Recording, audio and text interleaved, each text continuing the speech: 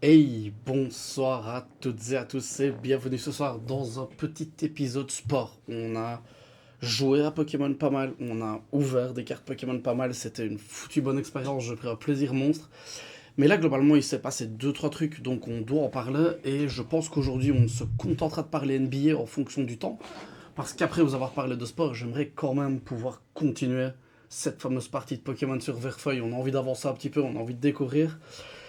Donc pour cet épisode, comme vous le savez très certainement, d'une façon ou d'une autre, je ne sais pas de quelle façon vous l'auriez appris, mais globalement, c'est la fin de saison de la NBA, c'est la fin de saison régulière, donc on arrive globalement, on a eu, je vais dire, le début du vif du sujet, avec la deuxième partie de la saison et le fameux post-All-Star Game duquel on a déjà eu l'occasion de parler. Et là, par contre, on arrive dans, si on était là dans le vif, on arrive vraiment dans ce qui est vraiment, vraiment pas mal. Là, ça commence à être vraiment sympa. On a encore les play-in en amuse-bouche.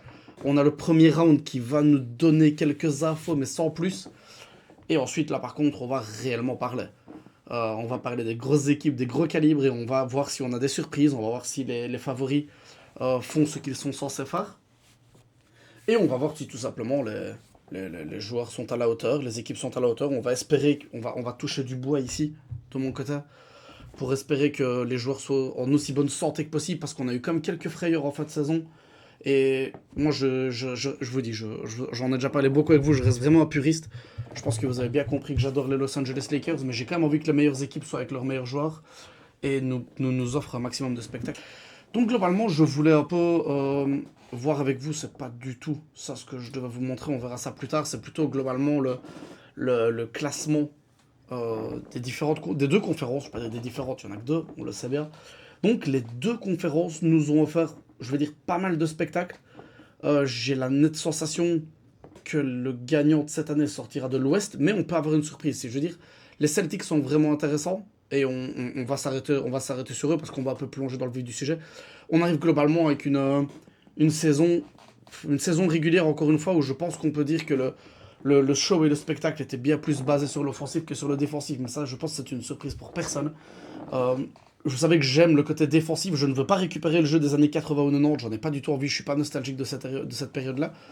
Par contre, je suis pas. Je pense que j'en ai déjà parlé, mais j'en arrive à la même conclusion. J'essaie d'être constant avec moi-même. J'étais absolument pas content du manque d'application défensive dans certains. Il y a juste des matchs où c'est trop. Je pense qu'il n'y a pas énormément de gens qui ont envie de voir des 135, 129. Vous comprenez, que ça devienne vraiment banal. Ça doit vraiment être de l'explosion. Ça doit être une équipe qui joue particulièrement bien, un joueur qui prend feu. On l'a vu par exemple avec Bam, duquel on va parler prochainement. Mais personnellement, en tout cas, je vous donne simplement mon ressenti comme à chaque fois.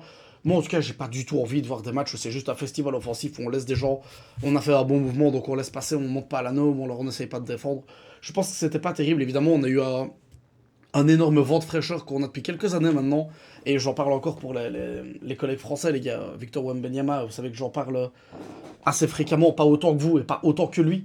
Parce que autant je l'adore, autant je trouve que ces derniers temps, il a un petit peu, il s'est un peu trop fait avoir par le cirque médiatique de la NBA où on lui pose beaucoup de questions et il parle beaucoup. Il y a des moments où il y a un moment c'est bon, je préférais juste qu'il évite les questions. Je sais que c'est pas box-office, mais je suis pas certain que ça le serve tellement de répondre à toutes les questions et d'élaborer à chaque fois. J'ai pas du tout envie qu'il se fasse une réputation où on pense qu'il parle trop. C'est pas ce que je veux, justement. Je préfère avoir le gars sûr de lui, intelligent et incroyable sur le court. Je pense qu'il l'est depuis le début de sa carrière. Enfin, depuis que moi je le suis vraiment activement, en tout cas NBA. Mais il a amené un vent de fraîcheur, en tout cas en valeur défensive. Je l'avais déjà dit, je le répète, je suis très très heureux de son application et de son impact et aussi d'avoir pu constater que quand on lui donne une équipe qui tourne autour de lui, bah, il fait des foutus résultats parce qu'il n'a pas joué il a joué assez de matchs, mais en termes de temps de jeu, il n'a pas joué énormément, et malgré ça, son impact sur le terrain était absolument monstrueux. On parle de lui quand même, on parle de lui pour deux titres individuels majeurs, desquels nous allons bientôt parler. Et pour commencer un peu avant d'entrer dans tout ce qui est distinction individuelle, dans les dans les playoffs, on va y arriver, ne vous inquiétez pas. Je voulais simplement faire une conclusion rapide de cette saison. Donc j'avais commencé en vous disant que, bah oui, c'est le festival offensif. Il n'y a pas assez de défense, un petit peu un petit peu avec Wemby, un petit peu avec deux trois autres joueurs. Il n'y a pas que lui, c'est la figure de proue de la défense en NBA, à juste titre.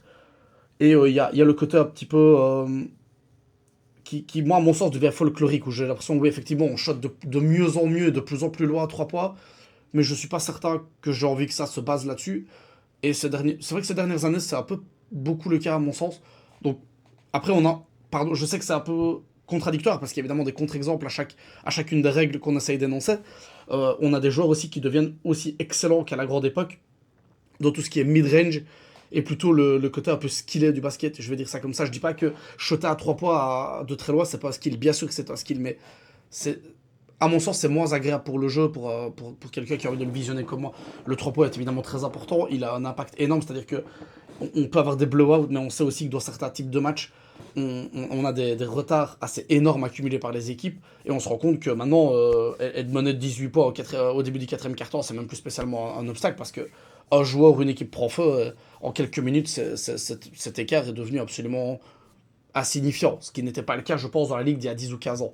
Donc, c'est évidemment cette évolution.